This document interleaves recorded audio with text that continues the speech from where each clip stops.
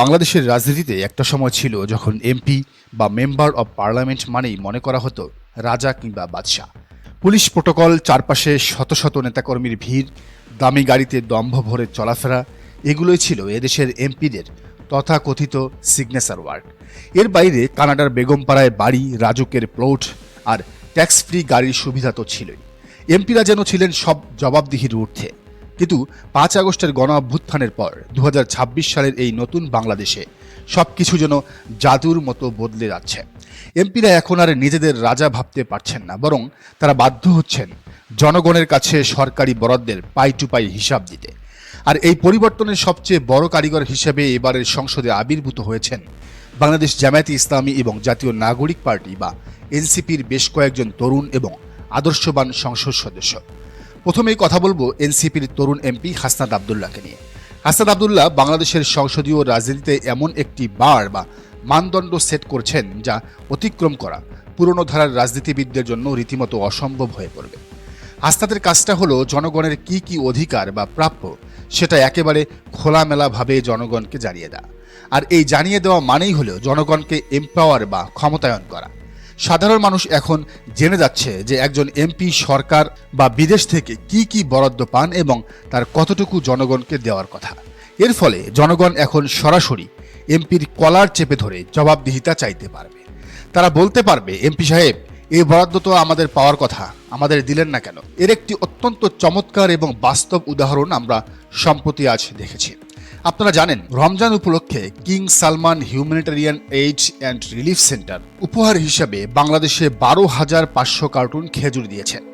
এই বিপুল পরিমাণ খেজুর দেশের 64 জেলার 300 আসনে ভাগ করে দেওয়া হয়েছে। কিন্তু সবচেয়ে বড় সত্যটি হলো, হাসনাত আবদুল্লাহ যদি গতকাল লাইভে এসে এই খেজুরের কথা পাবলিকলি না বলতেন, তবে দেশের সাধারণ মানুষের কেউই এই খবরটি জানতে পারত না। অতীতের মতো এই এমপিরা খুব নীরবে এগুলো নিজেদের মধ্যে, আত্মীয় স্বজনদের মধ্যে, নেতাকর্মীদের মাঝে ভাগাভাগি করে ফেলতেন। কিন্তু হাসনাত আবদুল্লাহ শুরুতেই সেই চুরির রাস্তায় পেরেক ঢুকে দিয়েছেন। তিনি প্রকাশ্যে বলে দিয়েছেন যে এই আমানত যেন খেয়ানত না হয় এবং যার যা প্রাপ্য তা যেন তার কাছে পৌঁছে দেওয়া হয়। হাসনাত আবদুল্লাহর এই একটিমাত্র ঘোষণায় সেই সব দলের এমপিদের ভাত মারা গেছে যারা কোটি কোটি টাকা দিয়ে নমিনেশন কিনেছিলেন এই আশায় যে ক্ষমতায় গিয়ে ডবল লাভ করবেন। এখন তাদের মাথায় হাত, চোখে সরিষে ফুল বা আকাশ ভরা তারা দেখছেন। তারা জনগণের সম্পদ লুটপাটের সকল রাস্তা এভাবেই বন্ধ করে দিতে হবে এবং কোনো এমপি যেন একটা টাকাও মারতে না পারে সে বিষয়ে জনগণকে সজাগ থাকতে হবে। এটিই হলো হাসনাত আবদুল্লাহর বার্তা। তো হাসনাত আবদুল্লাহ সংসদ সদস্য হয়েছেন মাত্র 21 দিন হলো। এর মধ্যেই তিনি একটি লাল জার্সি গায়ে দিয়ে রীতিমতো লাইভে ক্লাস নিচ্ছেন। একজন এমপির কাজ কি, জনগণের প্রতি তার কি কি দায়বদ্ধতা রয়েছে, সেটা তিনি হোয়াইট বোর্ডে পেন্সিল দিয়ে লিখে লিখে সাধারণ মানুষকে বোঝাচ্ছেন। গতকাল একসাথে 25,000 মানুষ তার লাইভ ক্লাস দেখেছেন। কিন্তু সবচেয়ে বড় কথা হলো, এই 25,000 মানুষকে ভবিষ্যতে আর কোনোদিন জনপ্রতিনিধি বা এমপিদের তোষামত করে চলতে হবে না, কারণ তারা এমপির কাছে সরাসরি জবাবদিহিতা চাইতে শিখে যাচ্ছেন। আজকের এই 25,000 একদিন 25 লাখ হবে, তারপর 15 কোটি হবে। গত 56 বছর ধরে এদেশের এক শ্রেণীর পুরনো ধারার লুটেরা রাজনীতিবিদরা এমপি মন্ত্রী হয়ে সাধারণ মানুষকে কেবল প্রজা বানিয়ে রেখেছিলেন। এই প্রথম মাত্র 27 বছর বয়সী একজন তরুণ এমপি হয়েই নিজেকে রাজা ভাবছেন না, বরং একজন শিক্ষকের ভূমিকায় নেমে জনগণকে সত্যিকারের রাজনীতি এবং তাদের অধিকার শেখানো শুরু করেছেন। তরুণদের এই নতুন স্পিরিটের পাশাপাশি আমাদের ভুলে গেলে চলবে না সেই সব আদর্শবান এমপিদের কথা যারা যুগ যুগ ধরে সততার রাজনীতি করে আসছেন। বাংলাদেশ জামায়াতে ইসলামীর কথা বলছি। এটা ঐতিহাসিকভাবে সত্য যে জামায়াতের এমপিরা সব সময় জনগণের পাওনা 100তে 100 বুঝিয়ে দিয়েছেন। এমনও উদাহরণ আছে যে জামায়াতের এমপিরা সংসদে প্রতিনিধিত্ব করার পাশাপাশি নিজের ক্ষেত খামারে কাজ করে হালাল রুজি করেছেন, কিন্তু সরকারের বা জনগণের একটি টাকাও কখনো আত্মসাৎ করেননি। এবারের সংসদেও তার ব্যতিক্রম হয়নি। সাতক্ষীরায় এবার এমন একজন জামাতের এমপি নির্বাচিত হয়েছেন যিনি তার জীবনের অর্জিত সকল সম্পদ জনগণ এবং ইসলামী আন্দোলনের নামে ওয়াকফ বা দান করে দিয়েছেন। এর চেয়ে বড় ত্যাগ আর কি হতে পারে? শুধু তাই নয়, আজকেই সোশ্যাল মিডিয়ায় একটি অত্যন্ত মন ছুঁয়ে যাওয়া নিউজ ভাইরাল হয়েছে।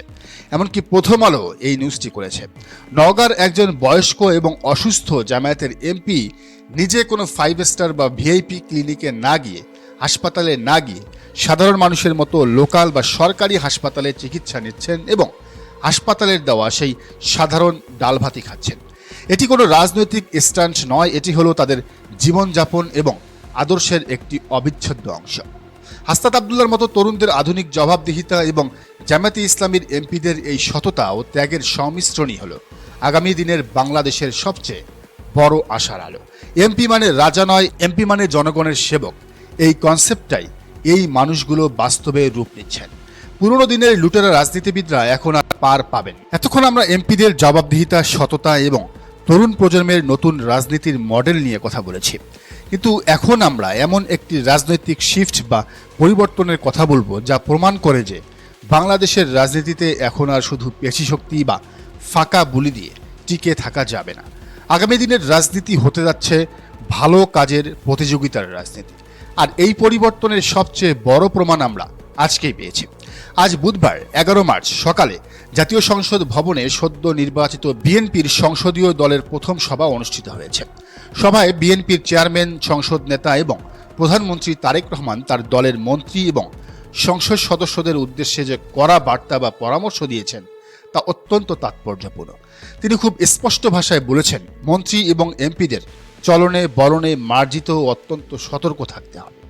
সভায় উপস্থিত একাধিক সংসদ সদস্য বলেছেন, তারেক রহমান বিশেষভাবে গুরুত্ব আরোপ করেছেন যে গণমাধ্যমের সঙ্গে কথা বলার ক্ষেত্রে সবাইকে সতর্ক থাকতে হবে এবং যার যে দায়িত্ব তার বাইরে যেন কেউ কোনো মন্তব্য না করেন। এখন প্রশ্ন হলো, বিপুল সংখ্যাগরিষ্ঠতা নিয়ে ক্ষমতায় আসার পরও তারেক রহমান কেন হঠাৎ করে তার দলের এমপি মন্ত্রীদের এত মার্জিত ভালো হওয়ার সবক দিচ্ছেন?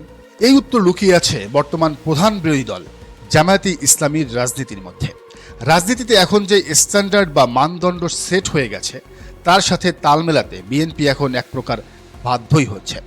একটু পেছনে ফিরে তাকান। আপনাদের কি মনে আছে নির্বাচনের আগে সোহরাওয়ার্দী উদ্যানের বিশাল জনসমুদ্রে দাঁড়িয়ে জামায়াতে ইসলামীর আমির ডাক্তার শফিকুর রহমান যখন প্রথম ঘোষণা দিয়েছিলেন যে ক্ষমতায় গেলে জামাতের কোনো এমপি বা মন্ত্রী রাষ্ট্রীয় কোষাগার থেকে ট্যাক্স ফ্রি গাড়ি বা রাজুকের প্লট নেবেন না, তখন কিন্তু অনেকেই এটা নিয়ে বাঁকা হাসি হেসেছিলেন। কিন্তু জামাতের এই ঘোষণার পর জনগণের মধ্যে যে অভাবনীয় পজিটিভ রিয়াকশন বা ইতিবাচক প্রভাব পড়েছিল তা দেখে বিএনপিও রীতিমতো চাপে পড়ে গেছে, যার ফলশ্রুতিতে জনসমর্থন ধরে রাখতে বিএনপিও পরে বাধ্য হয়ে ঘোষণা দেয় যে তারাও ট্যাক্স ফ্রি গাড়ি এবং প্লট নেবেন। শুধু কি তাই, জামায়াতে ইসলামী যখন তাদের ইশতেহারে বলেছিল যে তারা রাষ্ট্রীয়ভাবে একটি শক্তিশালী জাকাত বোর্ড গঠন করবেন এবং মধ্যপ্রাচ্যের ধনী দেশগুলো থেকে জাকাতের বিশাল ফান্ড এনে দেশের দারিদ্র্য বিমোচন ও উন্নয়ন করবেন, তখন তথাকথিত অনেক সেকুলার বুদ্ধিজীবী এবং রাজনৈতিক বিরোধী পক্ষ এটা নিয়ে হাসাহাসি করেছিল। তারা বলেছিল এটা নাকি জামায়াতের ব্যাকডেটেড বা পুরনো ধ্যান ধারণা। কিন্তু নির্বাচনের পর আমরা কি দেখলাম? সেই বিএনপি সরকারই ক্ষমতায় এসে দেশের অত্যন্ত জনপ্রিয় এবং গ্রহণযোগ্য ইসলামী স্কলার শায়েখ আহমদুল্লাহকে দিয়ে একটি শক্তিশালী জাকাত বোর্ড গঠন করে ফেলেছে। প্রিয় দর্শক, এই ঘটনাগুলো কি প্রমাণ করে? এগুলো প্রমাণ করে যে রাজনীতিতে এখন আর সস্তা স্লোগান, পেশিশক্তি বা শুধু ক্ষমতার দম্ভ দিয়ে পার পাওয়া যাবে না। বিরোধী দল হিসেবে জামায়াতে ইসলামী এবং এনসিপি যদি সততা, জবাবদিহিতা এবং জনকল্যাণমূলক কাজের মাধ্যমে একটি হাই স্ট্যান্ডার্ড তৈরি করে ফেলে, তবে সরকারি দল হিসেবে বিএনপিকেও সেই স্ট্যান্ডার্ড বা তার চেয়ে ভালো কিছু করে দেখাতে হবে। এটাই হলো আসল গণতন্ত্রের সৌন্দর্য। আগামীর রাজনীতি হবে কে কার চেয়ে কতটা ভালো কাজ করতে পারে, কে জনগণের কতটা কাছে যেতে পারে এবং কে কতটা স্বচ্ছতা প্রমাণ করতে পারে, তার একটি তীব্র প্রতিযোগিতা। তারেক রহমান বুঝতে পেরেছেন যে তার এমপিরা যদি আগের মতো রাজা বাদশার স্টাইলে চলেন বা উল্টাপাল্টা কথা বলেন, তবে জনগণ তাদের প্রত্যাখ্যান করতে এক মুহূর্ত ভাগবে না। আমরা এমন একটি বাংলাদেশের স্বপ্নই দেখেছিলাম যেখানে রাজনৈতিক দলগুলো একে অপরের সাথে শুধু ক্ষমতার জন্য নয়, বরং জনকল্যাণের জন্য প্রতিযোগিতা করবে। আজ সেই স্বপ্ন যেন ধীরে ধীরে বাস্তবে রূপ নিতে শুরু করেছে। জামাত এবং তরুণদের তৈরি করা এই পজিটিভ রাজনৈতিক চাপের কাছে যদি শেষ পর্যন্ত সব দলকেই নতি স্বীকার করতে হয়, তবে দিন শেষে জয়টা কিন্তু এই দেশের সাধারণ মানুষেরই হবে। দর্শক, আপনি কি মনে করেন জানান মন্তব্যের ঘরে। আর এই চ্যানেলে নতুন হলে অবশ্যই সাবস্ক্রাইব করে বেল আইকনটি বাজিয়ে রাখুন।